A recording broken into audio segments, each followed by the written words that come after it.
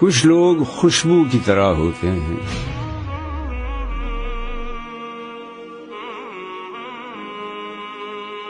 ساتھ نہ رہیں تو گمان میں رہ جاتے ہیں، یاد جن کی کسی جھونکے کی مانند بن کہے چلی آتی ہے،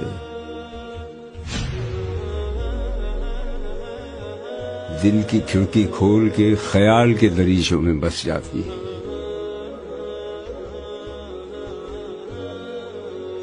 شہر کے شہر جیسے ان میں گم ہو جاتے ہیں، ذکر چلے تو گزرتے لمحے رک جاتے ہیں، ایک ایسی یاد کے کونے میں اپنے احساس کا حصہ ہے، ٹوٹتا ہی نہیں جو یہ ایسے ساتھ کا قصہ ہے۔ اس قصے کو جیتے ہیں ہم ایک خوشبو کی کہانی میں۔ آپ کو اپنا مقصد زندگی دوبارہ یاد ہو جائے، تازہ ہو جائے۔ ہمارے لیے مقصود اللہ کی رضا ہے، دنیا کی کوئی شے مقصود نہیں ہے، مطلوب نہیں ہے۔ دنیا بس ضرورت کی شے ہے، برتنے کی شے ہے۔ زندگی اور جان کا رشتہ قائم رکھنے کے لیے جو ضروری ہے وہ ہمیں حاصل کرنا ہے، لیکن یہ کہ اس سے زیادہ نہیں۔ مطلوب لا مطلوب الا اللہ، لا مقصود الا اللہ، لا محبوب الا اللہ۔ مطلوب و مقصود و محبوب حقیقی اللہ کے سوا نہیں۔ اسی شخص کے بارے میں آپ کو اندازہ کرنا ہو تو دیکھ لیجئے اس کی طلب دنیا کا کیا حال ہے اور طلب عقبہ کا کیا حال ہے۔ رسولوں کی شان یہ تھی کہ وہ مبشر بھی تھے اور نذیر بھی تھے، تو میں بھی ایک ادنا غلام انہیں کا ہوں۔ میں جو کہہ رہا ہوں قرآن حدیث سے کہہ رہا ہوں۔ آپ نے یہ مولوی پروفیشن کریٹ کیوں کیا ہے؟ اسلام میں کوئی مولوی پروفیشن نہیں ہے۔ ہر مسلمان کو اس قابل ہونا چاہیے کہ نماز پڑھائے، ہر مسلمان کو اس قابل ہونا چاہیے اپنی بیٹی کا نکاح خود پڑھائے، ہر مسلمان کو اس قابل ہونا چاہیے کہ اپنے باپ کا جنازہ خود پڑھائے۔ جو دعا اس کے دل کی گہرائی سے نکلے گی وہ کسی عالم دین کے دل سے نکل سکتی ہے؟ اپنے غریبانوں میں جھانکیے، آپ خود کیوں نہیں پڑھتے دین کو؟ دنیا کا نظام اسلام پر ہے، ایمان پر نہیں ہے۔ آخرت کا معاملہ ایمان پر ہے، اسلام پر نہیں ہے۔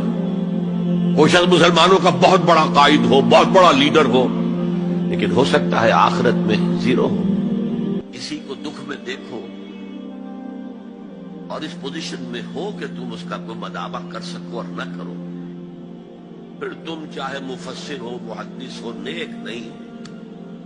تم عابد ہو سکتے ہو، زاہد ہو سکتے ہو، تم مفسر ہو سکتے ہو، محدث، نیک نہیں۔ ربنا ولا تحمل علينا إصرا كما حملته على الذين من قبلنا۔ دیکھو جب مانگو اللہ سے مانگو،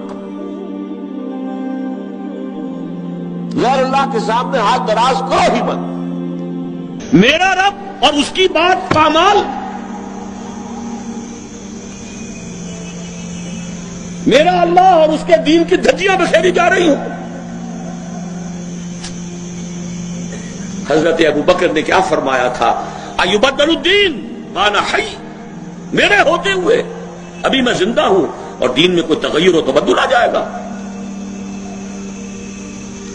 اگر یہ نہیں ہے تو بے غیرتی، حمیت نام تھا جس کا، گئی تیمور کے گھر سے۔ اگرچہ بھٹکے ہوئے ہیں لیکن کبھی بھولی ہوئی منزل بھی یاد آتی ہے راہی کو، اور بھٹکے ہوئے آہو کو پھر سوئے حرم لے چل۔ اس کی ضرورت ہے مسلمان کو پھر اس کا مقصد یاد دلایا جائے۔ پاکستان اس لیے نہیں بنایا گیا تھا کہ ہمارے ہاں ٹاٹے اور برلے نہیں تھے تو ہمارے پاس اس کے بھی باپ وجود میں آ جائیں، اس لیے تو نہیں بنایا گیا تھا۔ پاکستان اس لیے نہیں بنایا گیا تھا کہ جاگیرداروں کی جاگیرداریاں محفوظ ہو جائیں، پاکستان اس لیے تو نہیں بنایا گیا تھا۔ اور یہ کہ نمازیں اور مسجدیں تعمیر ہو جائیں، مسجدیں تو امریکہ میں تعمیر ہو رہی ہیں، عالی شان سے عالی شان، اس لیے پاکستان نہیں بنا تھا۔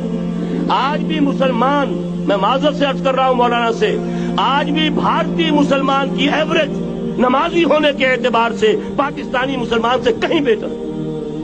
آج بھی برقع نظر آ جائے گا تو ہندوستان میں نظر آ جائے گا، میں نے اپنی آنکھوں سے دیکھا۔ یہاں کہاں نظر آئے گا برقع آپ کو؟ یہاں تو جس کے بعد 2 پیسے ہو گئے اس نے سب سے پہلے برقع اتار کے پھینک دیا۔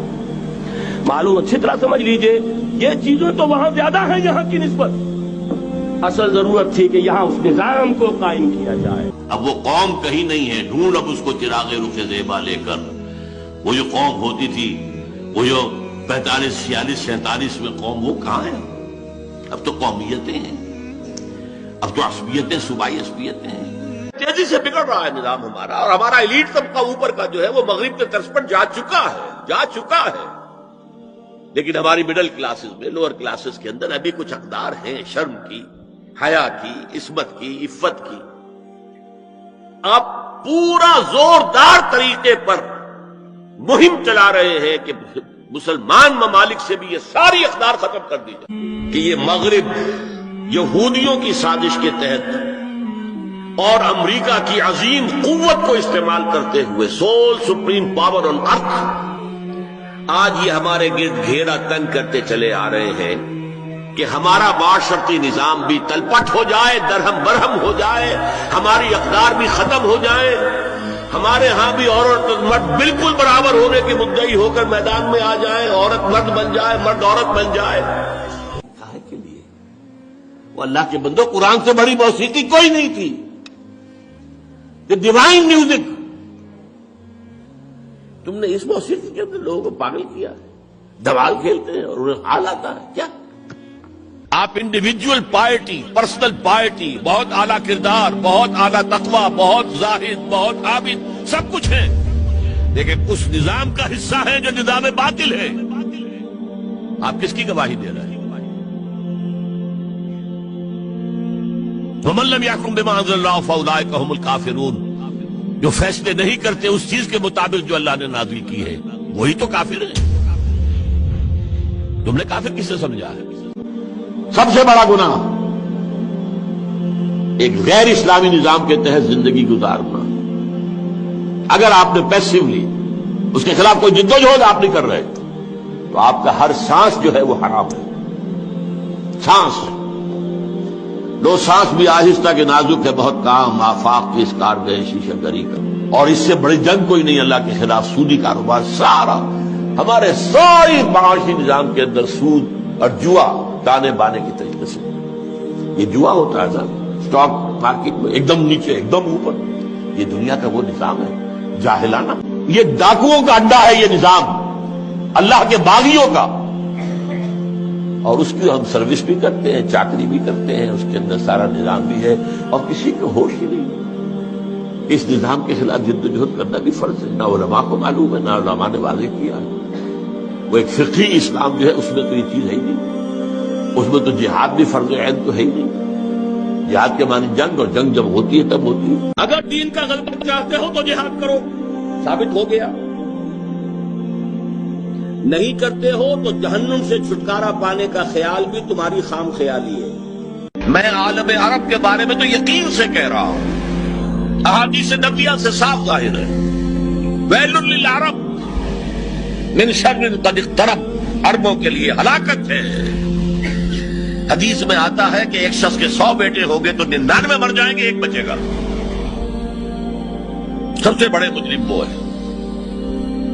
ان کی مادری زبان میں اللہ کا کلام، اور انہوں نے اللہ کے کلام کے پیچھے اپنے آپ کو نہیں لگایا، اسے اپنا امام نہیں بنایا. میرے حساب سے وہ الحمدللہ اللہ نے ان کو اتنا نوازا تھا. الحمدللہ میرے نزدیک وہ سب سے بہترین تفسیر کرتے تھے قرآن کی. اور جتنے بھی لوگ ٹی وی بیان کرتے تھے، میرے نزدیک اردو زبان میں ان کی تفسیر، ان کا بیان سب سے بہترین تھا. رسول کو بھی چوٹ لگی تھی، دل پر چوٹ لگی تھی. رسول کے پاس بھی بیٹی آئی تھی، بڑی پیاری بیٹی، فاطمہ بضعۃ منی. ابا جان اب تو عام لوگوں کے ہاں بڑی فراوانی ہو گئی. ذرا یہ دیکھیے میرے ہاتھوں پر گٹے پڑے ہوئے ہیں چکی پیسنے کی وجہ سے، میرے کندھے کے اوپر نشان پڑ گئے ہیں، مشکیزے میں پانی بھر کر لاتی.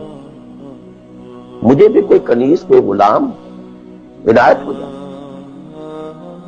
ہم پوری طرح ویژوائز کر سکتے ہیں کیا فیلنگ ہوگی محمد کی صلی اللہ علیہ وسلم. تو ہم ویژوائز کر سکتے ہیں نا کہ کیا کلیجہ اللہ نے دیا تھا کہ فرمایا بیٹی نہیں، یہ چیزیں ہمارے لیے نہیں. تمہیں میں اس سے بہتر چیز دیتا ہوں. 33 مرتبہ سبحان اللہ، 33 مرتبہ الحمدللہ، 33 مرتبہ اللہ اکبر ہر نماز کے بعد کہہ لیا. یہ کہیں زیادہ بڑی قیمتی ہے. کب اشکوں سے جڑ سکتا ہے، جو ٹوٹ گیا سو ٹوٹ گیا. روتی ہو کہ شیشہ جام کے بل جو ٹوٹ گیا سو ٹوٹ گیا. تم ناحق ٹکڑے چن چن کر دامن میں چھپائے بیٹھے ہو، شیشوں کا مسیحا کوئی نہیں، کیا آس لگائے بیٹھے. بھارت میں مسلم معاشرہ کیسے لگا اور یہ پاکستان سے کس طرح مختلف ہے؟ کم سے کم یہ بتائیں کہ یہاں مسجدوں کا منظر، نمازیوں کی تعداد، عوام کا رہن سہن وغیرہ اور دوسرے ثقافتی پہلو پاکستانیوں سے کس قدر مشترک اور مختلف ہیں. براہ کرم تفصیل سے روشنی ڈالیے. مجھے آپ پاکستان میں واپس جانے دینا چاہتے ہیں یا نہیں؟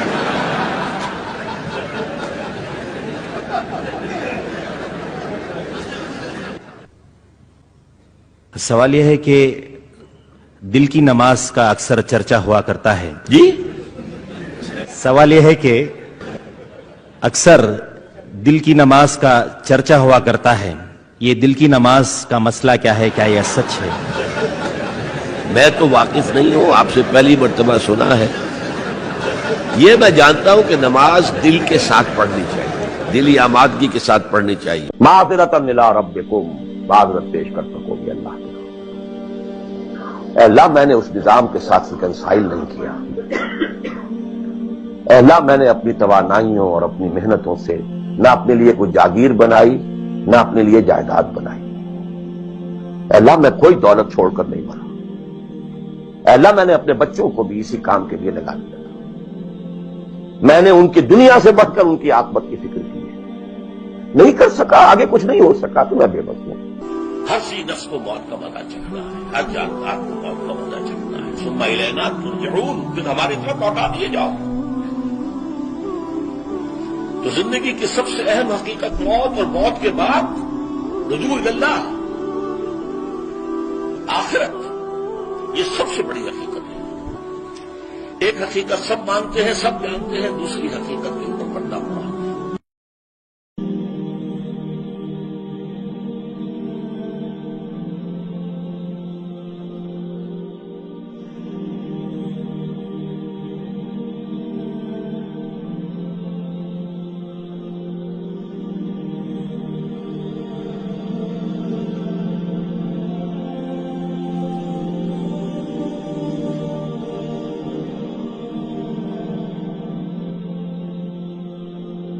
خاموشیوں کی زبان میرا مالک میری سن رہا ہے، وہاں جانتا ہے وہ خاموشیوں کی زبان.